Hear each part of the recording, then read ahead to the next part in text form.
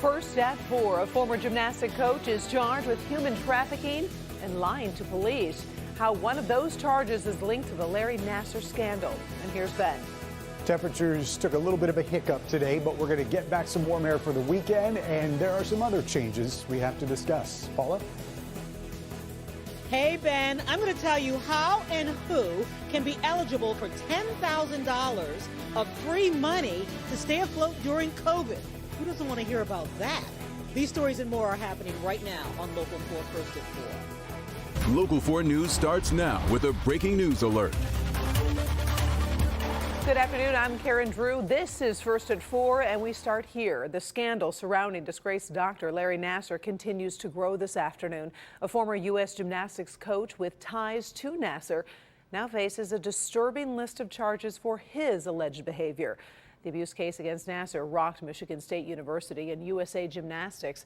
Nassar met his victims working with both organizations. He abused them under the guise of medical treatment. After being convicted on several charges in 2 counties, Nassar was sentenced 40 to 175 years in prison. Now, the latest. Former coach John Geddert faces 24 charges. Kimberly Gill in the newsroom. And Kim, most of these charges do not have a direct connection to the Nassar case. You're right, Karen. The Attorney General's office says only one of the 24 charges against John Geddert is tied to Nassar. But the case against the doctor led prosecutors to also look into the former coach, and they didn't like what they found. If you don't remember his name, John Geddert coached the U.S. women's gymnastics team at the 2012 London Olympics. He also owned Twistars USA. It's an elite gymnastics facility near Lansing. The Attorney General's office says Geddert is charged with lying to police because they believe he knew about Nassar sexually abusing girls, failed to take action, and lied to police. But the other charges, including 20 counts of human trafficking, focus solely on accusations over how Geddert allegedly treated the young women he coached. The AG's office says evidence will come out in court, but gave a preview of why those charges apply. It is alleged that John Geddert used force, fraud, and coercion against the young athletes that came to him for gymnastics training for financial benefit to him. The victims suffer from disordered eating, including bulimia and anorexia, suicide attempts and self-harm, excessive physical conditioning, repeatedly being forced to perform even when injured, extreme emotional abuse, and physical abuse, including sexual assault. And Geddert was arraigned this afternoon. Karen will have more on the news at 5 and 6. And I understand the AG also made a big announcement about the investigation into Michigan State's handling of the Nassar mess.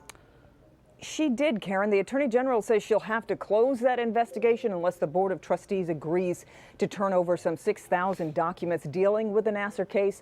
Nessel calls the stonewalling unconscionable. So again, at 5 and 6, we're gathering reaction to both parts of this story. So be sure to stay tuned to Local 4. We'll send it back to you, Karen. All right, a breaking news story we are following closely as the minutes pass. Thank you very much, Kim. Sure thing. Now, we know there's a lot of history that goes with the Nassar case. We did post a recap for you on the news page at clickondetroit.com. Public Safety Reimagined. The NAACP is looking to hold police accountable by launching a site aimed at tracking police budgets. The new initiative will help communities engage in public safety and know where its police dollars are going. This site comes in the wake of the shooting deaths of unarmed people of color in last year's fight for social justice. Many see it as a way to create transparency with local police departments. And we have a moral responsibility to employ a police force that has as its number one priority the fair and equitable application of the law and the assurance that everyone will have a fair experience and everyone will have a fair outcome as they interact with law and law enforcement. Now, the aim of the survey is to shed light on disparities in different communities and to push police to spend more money that fosters safety in neighborhoods. Late this afternoon, Michigan State's Senate approved a $2 billion COVID-19 relief package. But there's a catch. The money will go for schools, testing, and vaccine distribution. But the bill would stop the state from distributing additional COVID-19 vaccine doses to more vulnerable communities, saying race and socioeconomic status should not be factors. Democrats, they are blasting the bill. Meantime, state reports nearly 1,400 new cases in the last 24 hours. Sadly, we have lost 48 Michiganders, including 30 from a review of vital records in the past day. Now, on the vaccine front, more than 1.9 million doses of the COVID-19 vaccine has been administered across the state. All right, let's talk about a forecast. More sunshine today, but we have fallen out of the 50s. We do know that we are looking at some ups and downs into the weekend, but we're still enjoying it, Ben. Yeah, I'll tell you, if that's the worst of our concerns, we're doing okay, but we'll get much of that warmth back as we go into the upcoming weekend, Karen. It does look nice out there, at least in parts of the area. Not all of us are seeing this, but sunshine is out there across the Detroit skyline. Temperatures in the city up to 42, at Metro, I should say, is 42, but a lot of upper 30s out there and still a noticeable breeze.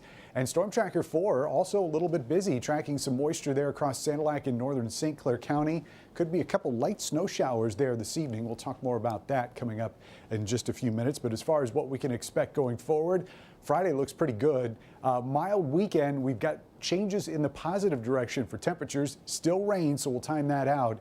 And we'll see if March comes in like a lion as we head to the first part of that month in the 7-day forecast, Karen. All right, in Washington today, former Michigan Governor Jennifer Granholm has been confirmed as the next Energy Secretary. The Senate voted 64 to 35 in favor of her nomination. Granholm is expected to be a key player in President Biden's push for a greener economy in the United States. Meantime, former President Donald Trump's tax records are now in the hands of the Manhattan District Attorney. We're told the subpoena for the records was executed Monday, the same day the U.S. Supreme Court refused to get involved in that legal battle. The DA looking into possible financial wrongdoing. The former president calls the investigation a political witch hunt.